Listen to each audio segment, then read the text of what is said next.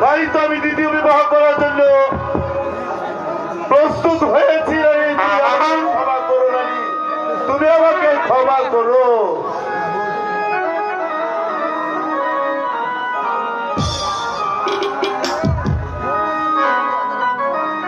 মহারাজ, আমি রঙ্গরাজের মুখে শুনতে পেলাম আপনাদের দ্বিতীয় বিবাহ করতে যাচ্ছে। এটা কি ভালো দেখা মহারাজ? মন্ত্রী মহাশয়,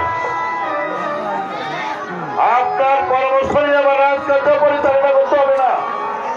আপনি যান এই মুহূর্তে